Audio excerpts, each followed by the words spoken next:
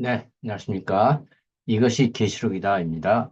오늘부터는 일곱 교회에 대해서 함께 살펴보겠습니다. 이제 일곱 교회 상급, 이기는 자들이 받는 상급 위주로, 와 주요 핵심 단어들 위주로 살펴보도록 하겠습니다. 네, 첫 번째 교회가 에베소스 교회입니다. 예, 에베소서 교회의 본문을 보면 이제 다음과 같습니다. 첫 번째 이제 예수님의 모습은 이제 통치하는 주님. 그래서 일곱 개의 별을 붙잡고 일곱 개의 금 등불 받침대 사이를 걸어 다니신 분으로 묘사되어 있고요. 자, 니콜라우스 당의 교훈과 거짓 사도를 분별한 것들의 칭찬을 받았죠. 그리고 이제 예수님이 이 에베소스 교회를 알고 계신다라고 얘기를 하고 있습니다. 여기에는 이제 악한 사람들, 그리고 사도가 아닌 사람들, 거짓말쟁이들, 그리고 니콜라우스 사람들을 미워하고 그들을 잘 분별해내는 것에 대해서 칭찬을 받았습니다. 다만 이제 이 교회는 그때 이제 처음 사랑을 내버린 거에 대해서 책망을 받았죠. 네, 그래서 이제 그들에게 너희가 어떤 상태에 있다가 떨어져 나갔는지를 잘 기억해서 회개하라는 권면을 받았고요. 또 처음 하던 일을 해라 라는 세 가지의 권면을 받았습니다. 만약에 그렇지 않으면 그 등불 받침대가 있는 그 자리에서 옮길 것이다 라고 얘기를 했고요. 또 이기는 자에게는 다음과 같은 약속을 했습니다. 생명나무에서 나는 것을 먹도록 해주겠다 고 했습니다. 자, 이 내용들을 세부적으로 살펴보도록 하겠습니다.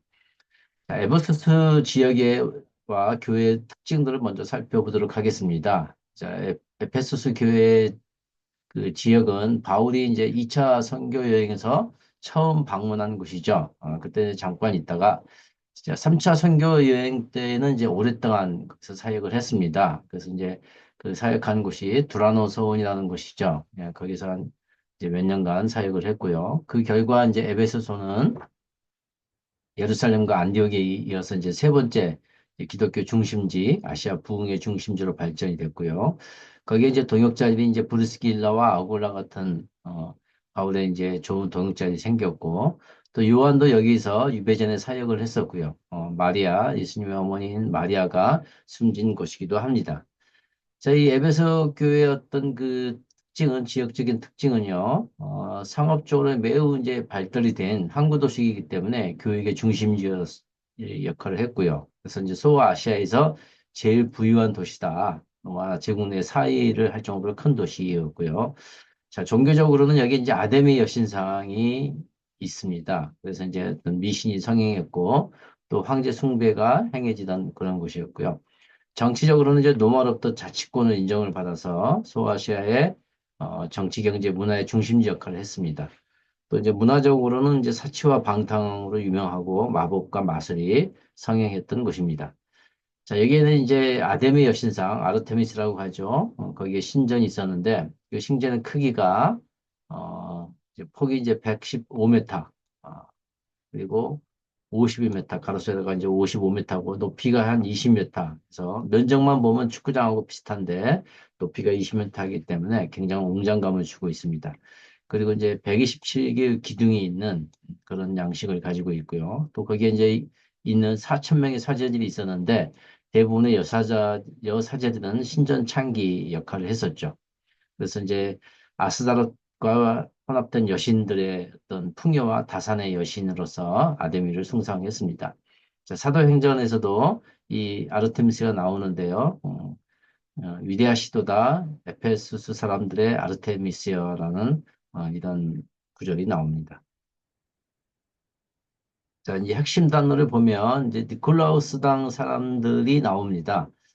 자, 이 니콜라우스가 누구인지에 대해서 여러 가지 의견이 있는데요. 보시면 첫 번째 이제 그 예루살렘 교회 집사 중에 한 명이 니골라가 있었습니다. 그 이름의 뜻이 백성을 이긴 자입니다.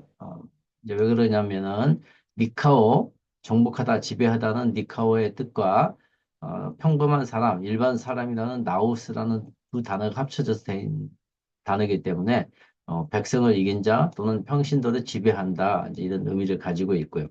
자, 그래서 이 니콜라우스 당에는 그 행위의 자유를 주장했고요. 그러다 보니까 율법적 윤리에서 벗어난 방종, 반율법적인 신앙을 가르친 것으로 여겨지기도 합니다.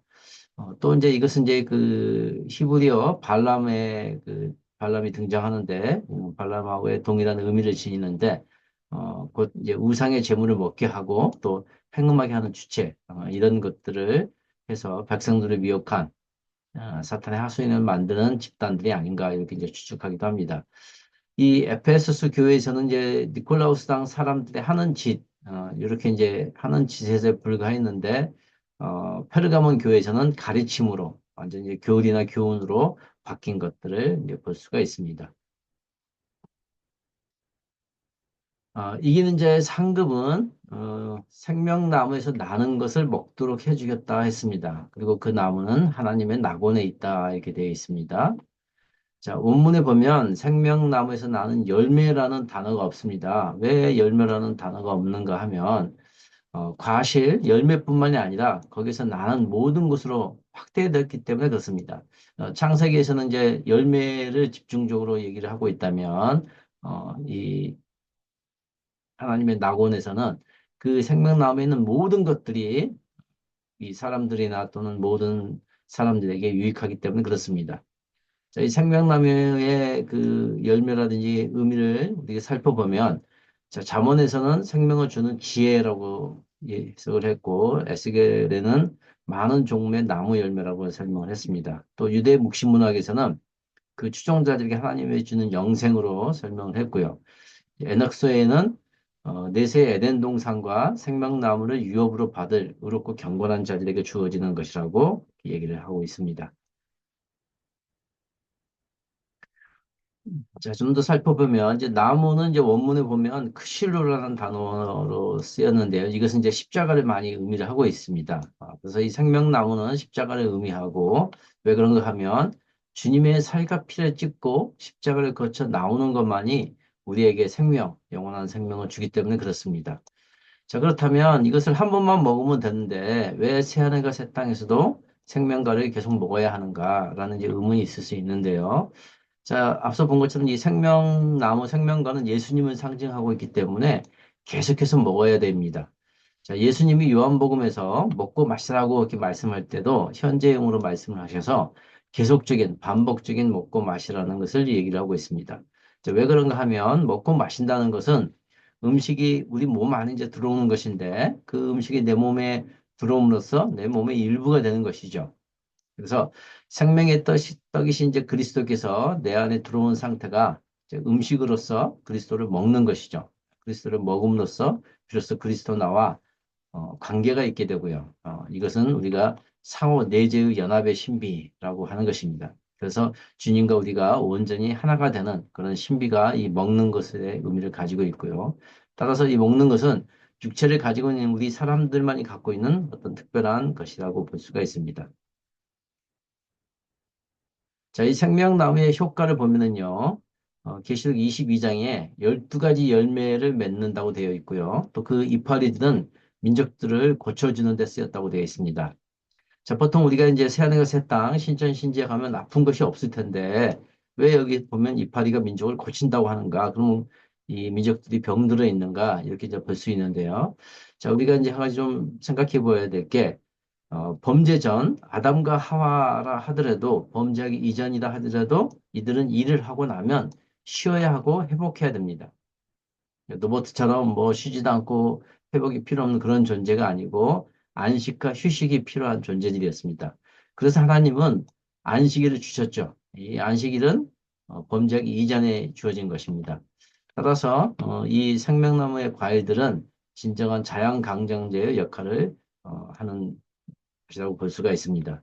자, 이거에 대해서는 여러 학자들이 다음과 같이 얘기를 했습니다. 이제 비는 죄의 용서와 하나님의 임재의 경험, 또 하나님과의 생명의 교제의 회복에 있다. 교제의 회복에 있다 이렇게 얘기를 했고, 제프리 와이만은 완벽한 교제와 평화를 누리게 되는 복에 영원히 동참하는 것이 생명과를 먹는 것이다라고 했고요.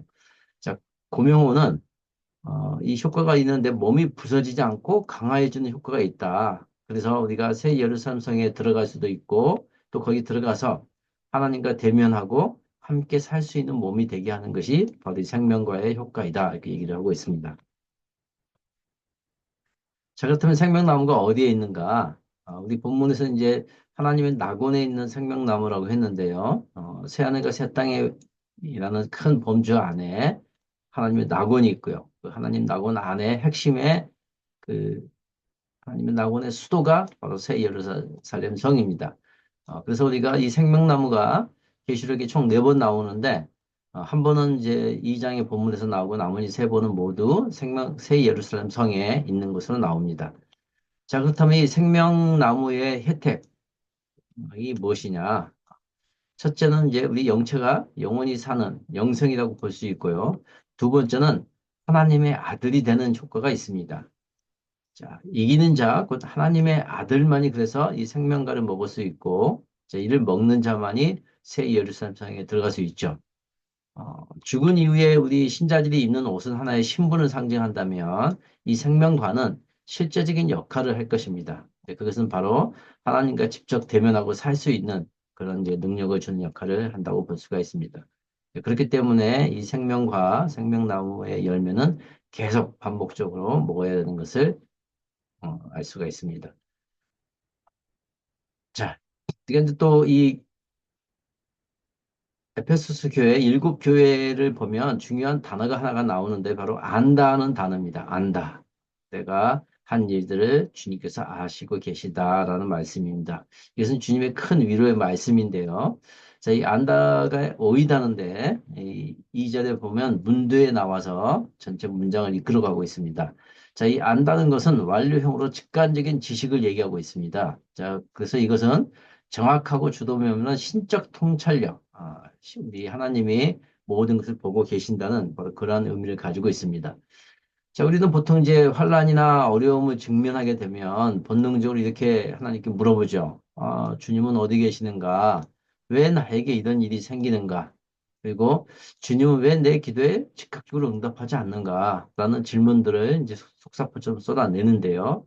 그러나 주님은 바로 우리의 이 환란이나 어려움을 즉시 해결해 주기보다는 우리에게 뭐라고 말씀하시냐면 우리가 한 일, 그리고 우리가 애쓰고 우리가 견딘 것들을 충분히 알고 계신다라고 얘기를 하고 있습니다. 일곱 교회도 마찬가지죠. 동일하게 일곱 교회마다 다 주님이 알고 있다라고 얘기를 하면서 위로를 해주고 있습니다. 또 여기서 알고 있다 이 오이다능은 단순히 알고 있는 것을 넘어서 그 행위와 수고와 인내에 주님이 같이 동참해 있다라는 그런 위로의 표현입니다. 그래서 이 안다는 표현은 일곱 교회에게 굉장히 큰 위로를 주는 말씀이고 오늘을 사는 우리들에게도 큰 위로의 말씀인 것을 알 수 있습니다. 자, 일곱 교회 이 안다는 표현들 어디에 쓰여졌는지를 살펴보면요. 첫 번째 이제 에페소스는 네가 한 일을 안다라고 얘기를 하고 있고 또 두아디라, 사르디아, 빌라델피아 교회도 마찬가지로 너가 한 일을 내가 알고 있다라고 동일하게 얘기를 하고 있고요. 스미나라고 페르가몬 교회는 큰 어려움과 가난을 안다고 하고 있고 또 내가 어디에 자리 잡고 있는지 안다. 약간의 이제 모습은 다르지만 전부 일곱 교회 동일하게 너희들이 어떤 처지에 어떤 환경이 있고 어떤 일을 하고 있는지를 다 안다고 얘기를 하고 있습니다. 자, 이렇게 안다고 하는 것은 앞서 얘기한 것처럼 단순히 아는 것에 그치지 않고 그 일에 대한 승인과 동의 또한 그 일에 주님께서 함께 동참하고 있다는 큰 위로의 말씀인 것을 알 수가 있습니다. 자, 그렇다면 일곱 교회가 이기는 방법이 무엇인지 우리가 언어의 세 가지 주요 단어들을 통해서 살펴보기로 하겠습니다. 자, 이기는 방법의 첫 번째는 기억해내는 것입니다. 우리 개혁개정에서는 생각하라고 했습니다. 자, 왜냐하면 기억하는 것은 이제 회개의 기초이기 때문에 그렇습니다. 자, 이 단에는 문해모누에 해서 회상하다, 기억하다라는 것으로 현재 명령형으로 쓰였기 때문에 계속과 반복을 의미하고 있습니다. 따라서 처음에 가졌던 것이 무엇인지, 또 주님이 강조하고 있는 것이 무엇인지, 왜 그것을 지금 갖고 있지 못한지를 잘 기억하고 생각하라는 것입니다. 자, 두 번째 이기는 방법은 회개하라는 것입니다. 자, 마타노의 손으로 이 마음을 바꾸다, 원래대로 돌아가다 이런 의미를 가지고 있는데요. 여기서는 이제 부정과거 명령형으로 사용이 되었고, 자, 이 회개하다는 것은 지정의를 포함한 전 인격적인 차원의 회개죠. 그래서 생각을 바꾸고 방향을 바꾸는 것입니다. 이러한 회개들은 반드시 삶의 변화를 동반하게 되어 있습니다. 자, 세 번째 이기는 방법은 처음 하던 일을 해라는 것입니다. 이것은 이제 포이에선인데요. 자, 첫 행위들이 사절에 나오는데 그것은 첫사랑의 일입니다. 첫사랑의 일들을 다시 하라는 것이고요. 자, 아람어에서 보면은 이게 이제 에베드라는 단어로 쓰였는데 여기에는 예배하다는 뜻이 포함되어 있습니다. 그래서 신앙 초기에 가졌던 그 감격과 열정의 예배로 돌아가라. 이런 의미를 가지고 있습니다. 따라서 이제 이 바른 행함이 없는 정통 종교는 다 거짓 종교인 것을 우리가 알 수 있습니다. 그래서 이기는 방법으로서는 이렇게 세 가지가 사용된 것을 볼 수가 있습니다. 자, 이 구독은 더 좋은 영상을 제작하는 데 큰 힘이 되고요. 또 좋아요는 저에게 큰 기쁨이 되고 이 영상을 공유하는 것은 저의 사역에 동역하는 후원이 되기 때문에 구독, 좋아요, 공유를 꼭 해주시기를 부탁드립니다.